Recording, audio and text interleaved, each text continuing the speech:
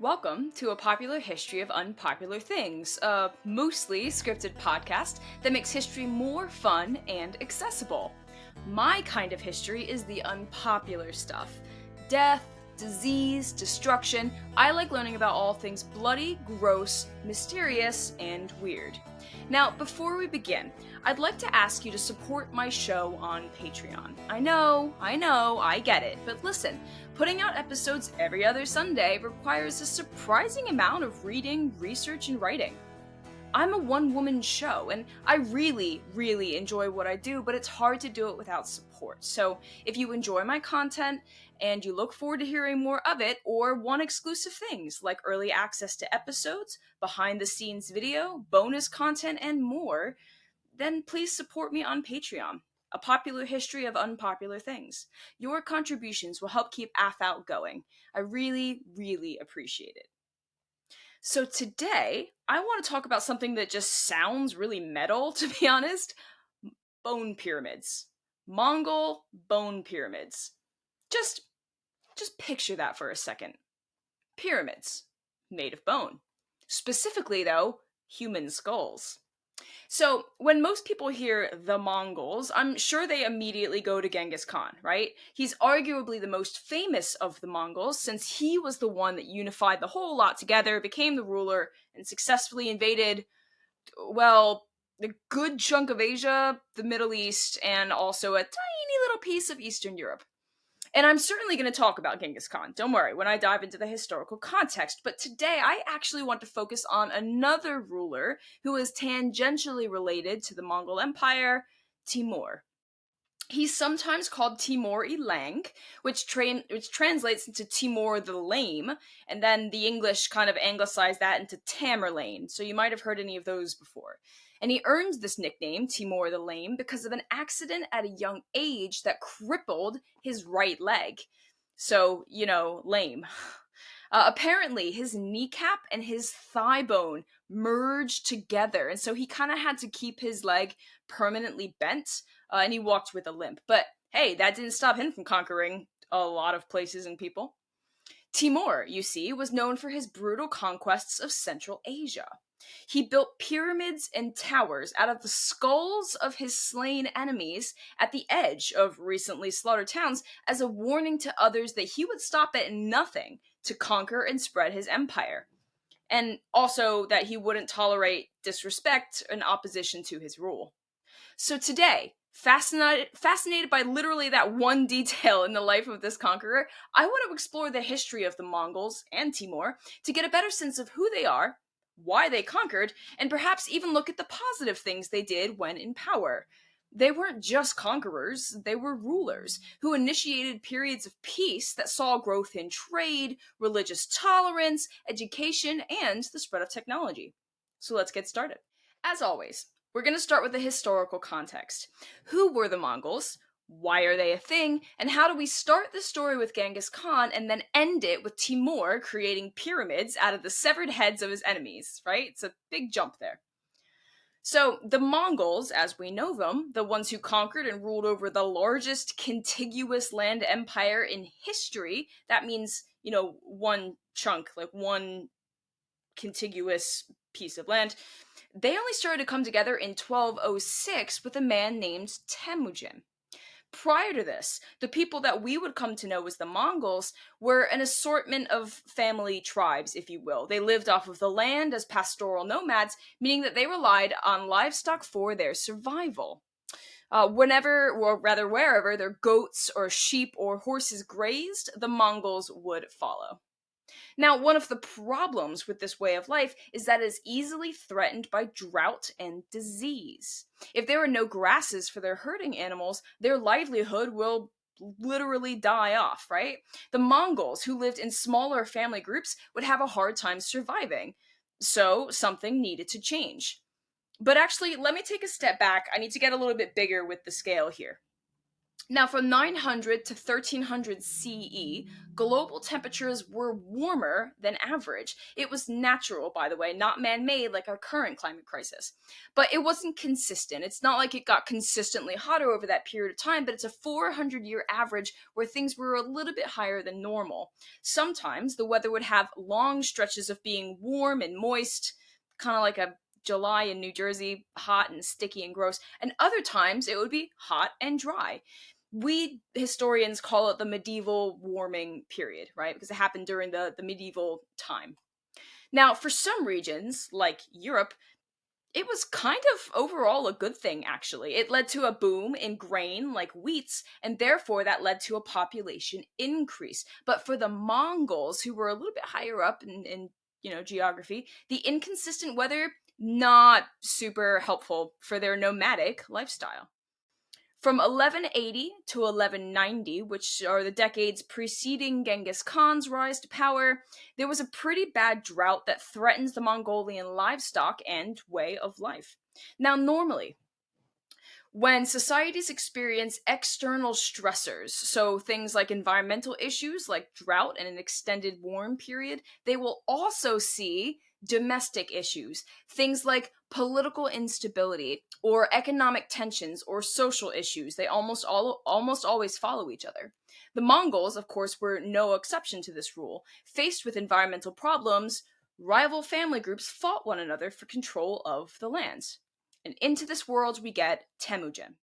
And I'm cutting out a lot of his backstory, by the way, to keep the story simple, because it's not really about him, it's about Timur. But in a meeting of the Kurultai, which is a political and military council, he took power, and he adopted the title of Genghis Khan, also sometimes called Chinggis Khan. So if you've seen Chinggis or Chenghis Khan, that's correct as well. Now, there's some disagreement over what the name actually means, but essentially it translates and implies that he is the universal ruler. It's more or less what it means, universal ruler. And this reads, actually, because in addition to calling for the Kurultai and taking control of all the Mongols at the Kurultai, Genghis Khan, before that, had killed a whole lot of his political rivals in battle, so they couldn't oppose him. But now that Genghis Khan was in control, his plan was to unite the tribes and form a powerful, organized empire. And suddenly, he found himself in control of over 1 million people. 1 million Mongols when all the clans were reunited. So to be successful, he would have to institute changes. So the whole system didn't just devolve back into tribal warfare, right? That was kind of why he pulled everyone together in the first place. So Genghis Khan got rid of aristocratic titles passed down through rich families and instead honored promotions in the military and in the government based on merit, meaning you earned it. You weren't born with the right. So that's pretty awesome. Stealing livestock, the thing that they originally depended on for survival like 100% of the time. Stealing livestock was punishable by death. And he also adopted a formal writing system, consistent too, so that everybody wrote and spoke the same language. This makes it easier for foreign visitors to come, for trade to happen. And with trade as well, not only was he super in favor of trade, but he also protected it with the might of his military under threat of death. He supported freedom of religion, right? In short, he tried to make life for the people living in the Mongol Empire a little more consistent and based on a set of rules that are applicable to everyone, not just the tribal chiefs and those born to powerful families. And with foreigners coming into and out of Mongolia, coupled with a strong trading system over the Silk Roads, the Mongols adopted all manner of new technologies and ideas. But of course, the Mongols also wanted to expand their empire, territorial expansion, right? And to do this, they went to war with their neighbors. And man, were they good at it. On horseback, there are no rivals to the Mongols. Mongol horsemen trained from a super young age, like 3 or 4 years old, on horseback. They were incredibly deadly with a bow and arrow. They could be moving and shoot at a moving target 3 American football fields away, that's 300 yards away, and hit their target accurately, deadly. Since horses are native to Central Asia too, the Central Asian steppes where the Mongols are actually from, they had a lot of cavalry units, horseback units. They were practically unstoppable, to be honest. Now the clans unified, and the troops were ready. So Genghis Khan turns southward towards China, which at that time, by the way, was made up of several fractured dynasties. There was the Sung dynasty in the south, then you have the Xixia, the Jin, and the Liao in the north, which were bordering on Mongol lands. Now China's lands were much more fertile and had plenty of goods and riches for the plundering, so Genghis Khan wanted them. Makes sense. Now, by the time the Mongols had finished expanding, not only did they conquer China, but the empire had stretched from Mongolia in the northeast down to China, west to the Middle East, and up into Russia and parts of Eastern Europe.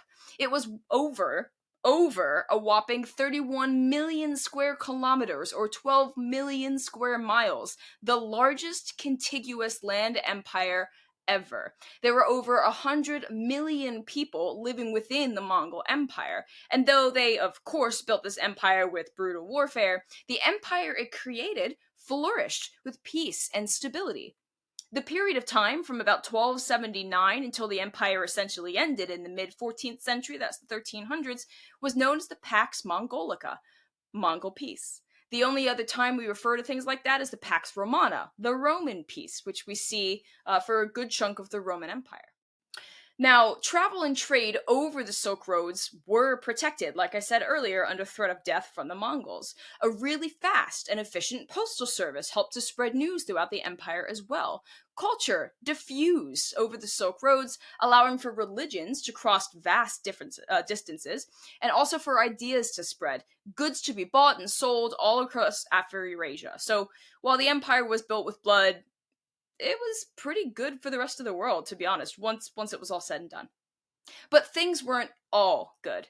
The empire itself was split into four parts after Genghis Khan's death. In fact, when Genghis Khan's grandson, Mongke Khan, died in 1259.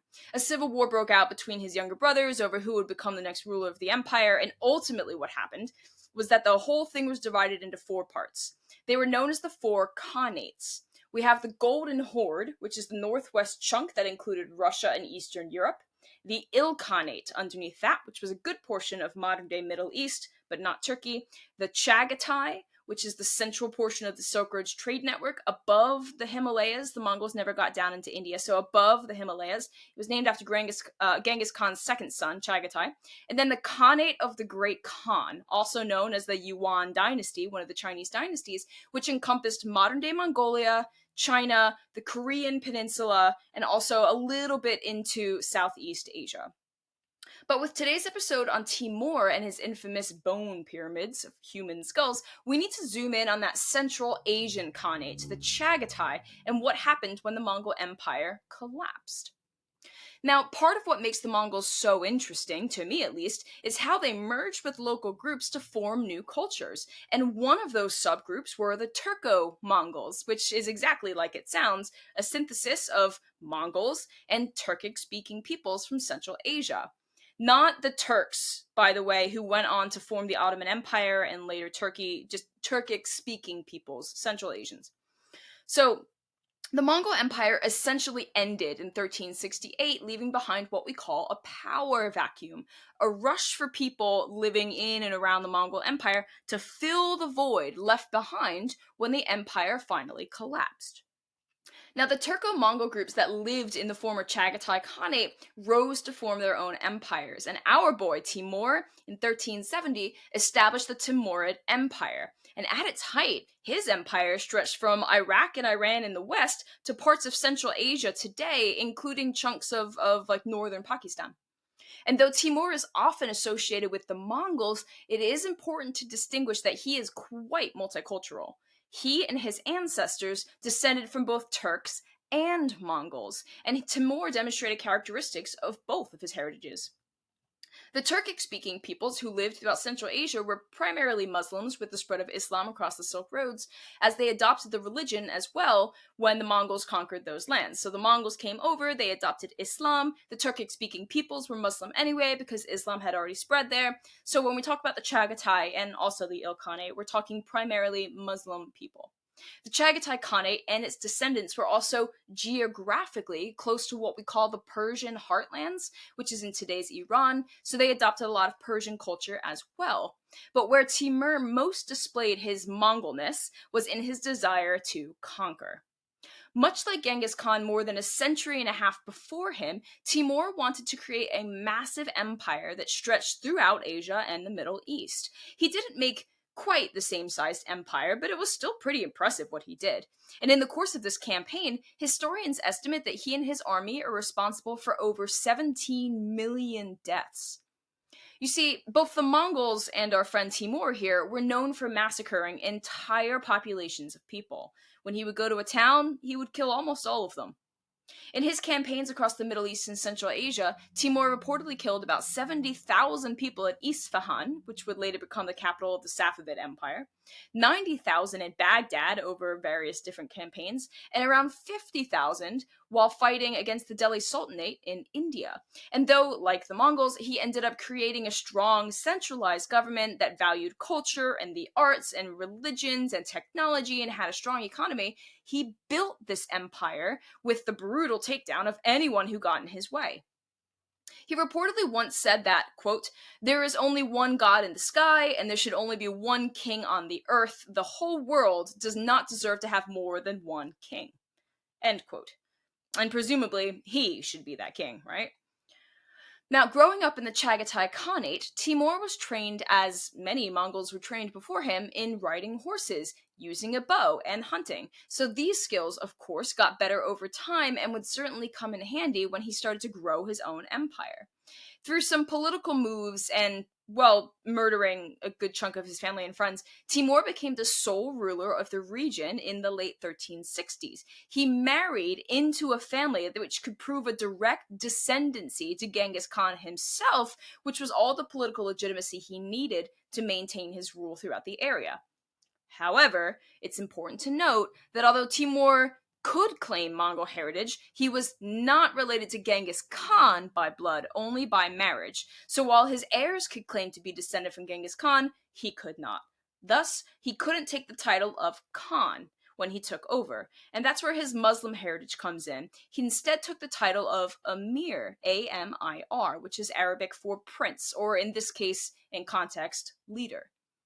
It's also worth noting that even though he was a Muslim and described himself as the Sword of Islam, his campaigns and territorial expansion killed more Muslims than Christians or Hindus that he came in contact with.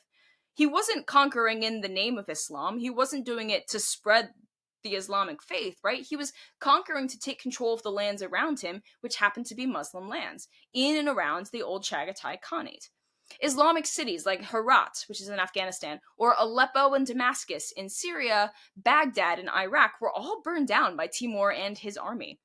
He liked Samarkand, though, which is in modern day Uzbekistan, and he made that his capital city. It was a key trading city on the Silk Road's trade network. Now, when he felt challenged or was disrespected by things like rebellions or plot to overthrow his rule, Timur would come down pretty hard on them. And here are some fun stories for you all about that. And by fun, I mean bloody and violent, of course, because you know what I'm like. Now, in 1400, Timur was on a campaign in Syria. The leader of Damascus didn't want Timur or his empire there, so he cut one of Timur's ambassadors in half, like just sliced right through, cut in half, chopped in half. Yikes. Oh, and another ambassador that was with him was beheaded. So when Timur found out, oh boy, not great. The entire city, as well as the more northern city of Aleppo, was punished for this transgression. He took down Aleppo first. Most of the people living there were killed, and a tower of 20,000 human heads was erected outside the city walls, which served as a warning and a reminder to everyone else that Timur would not be insulted, his rule would not be challenged, and everybody better just fall in line. One of the more egregious things he did in Damascus, the other city, further to the south, was burning the Umayyad Mosque, one of the oldest and largest mosques in the world. It was rebuilt and repaired later in the 15th century, and it's still around today. It's a huge, huge landmark. But it's not only that he set this really famous, important mosque on fire to punish the city, he trapped more than 30,000 people in it first.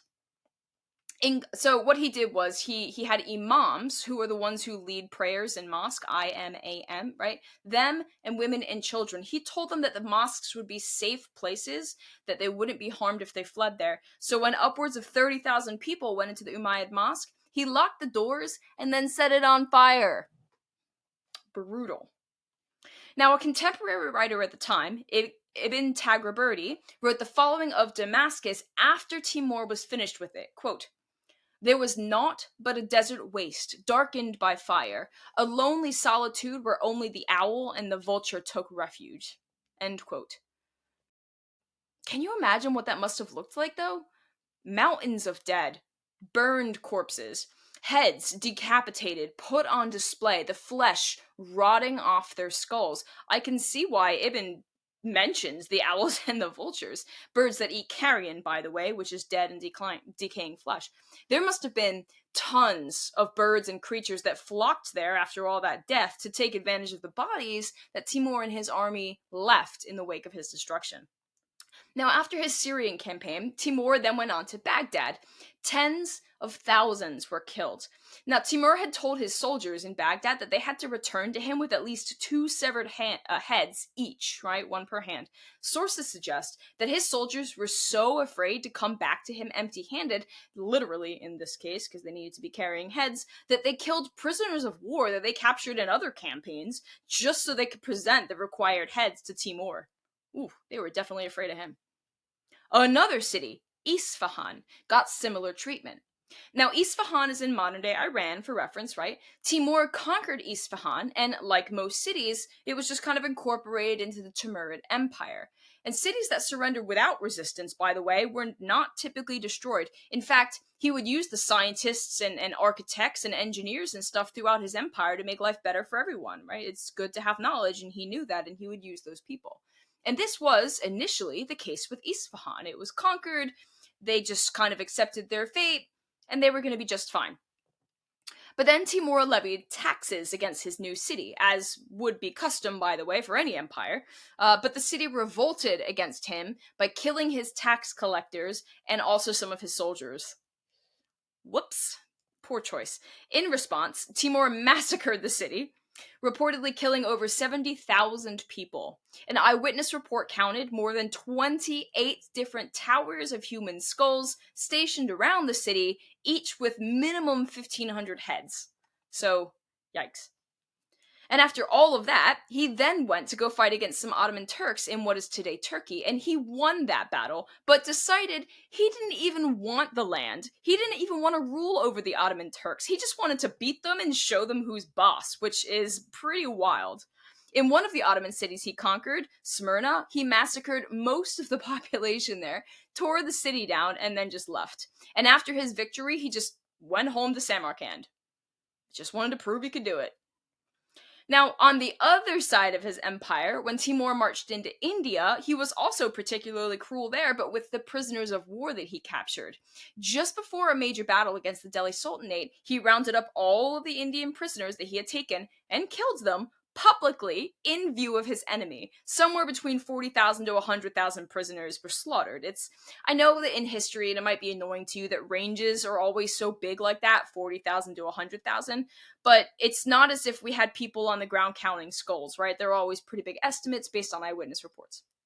But anyway, this must have had the desired effect of putting off his enemy rather, because Timur was able to defeat them pretty easily shortly after. Timur might have gone on to take over more land in India and beyond China, which is what he wanted to do, fulfilling his dream of recreating the might of the Mongol Empire, but he died unexpectedly in 1405 of natural causes. This is probably a good thing for Ming Dynasty China, who had taken over after Mongol rule collapsed there, because Timur, for most of his career, never lost a battle. Only a few at the very, very beginning when he was new at this, but like Alexander the Great, in the midst of building this huge empire, he was undefeated in battle. Now, while en route to China, Timur died at Sirdarya, which is in today's Kazakhstan. Much like with the Mongol Empire after Genghis Khan's death, the Timurid Empire also could not withstand the death of such a powerful, important leader, so it quickly divided amongst his sons and grandsons. A civil war broke out between them all over who should be the sole leader, and by the time it ended with Timur's youngest son as the new ruler, the damage had been done, and the Timurid Empire was on its way out at that point. Now, when we sit back and we look at Timur's legacy, my mind, of course, instantly goes to the gross stuff: the bloody conquests, tens of thousands of dead in every city, the masses of bodies, decapitated piles of heads in pyramid and tower shapes. I mean, that's kind of the whole point of this podcast, right? The popular history of unpopular things. But as a historian, it is also important to note that, like the Mongols before him, Timur's empire wasn't all doom and gloom and death and destruction. Centered on the Silk Roads, Timur's people enjoyed the benefits of a prosperous trading network. They were introduced to all kinds of peoples and cultures and enjoyed relative peace so long as they didn't challenge Timur's rule and they stayed in line. His annihilation of the Ottomans inadvertently helped out Christian Europe, actually, as Constantinople, which was under attack at the time, got a bit of a break from that. It ended up falling anyway in 1453, but by then the Ottoman forces were not nearly as strong or unified, thanks to Timur knocking out a good portion of them, and it's partly that reason that the Ottomans were not successful encroaching even more into European lands during later wars like the Siege of Vienna in 1683. Their forces just were not as strong as powerful, thanks to Timur's conquest of the Ottoman Turks. Samarkand, the capital city of Timur's empire, continued to influence culture well past Timur's death. Remember that Timur was Muslim, but he also adopted a lot of Persian influence, and this carried on after his death too. Scholars continued to come to Samarkand for its observatory to study astronomy and mathematics, and Persian and Islamic scholars helped spread knowledge of their cultures and others throughout the Silk Roads from Samarkand. Persian language and art and poetry continued to thrive and spread as well. And Timur's great-great-grandson, Babur, went on to found the Mughal dynasty in India in 1526, using his familial connection to Genghis Khan and Timur as justification to rule, because by then, Timur was just as legendary as Genghis Khan himself.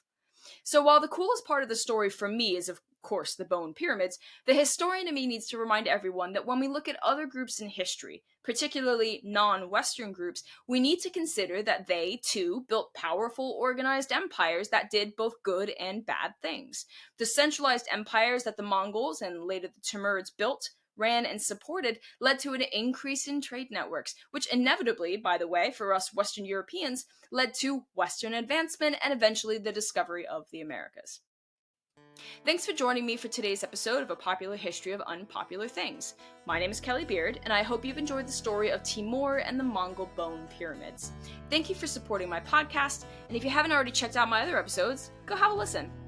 Please also consider supporting me on Patreon. If you liked the story and want to hear more, then join today as a historian, an adventurer, or even the top tier cannibal level. You'll get exclusive benefits for joining, and I'll really appreciate the help. Be sure to follow my podcast, available wherever you listen, so you know when new episodes are dropped every other Sunday, and stay tuned to get more episodes of A Popular History of Unpopular Things.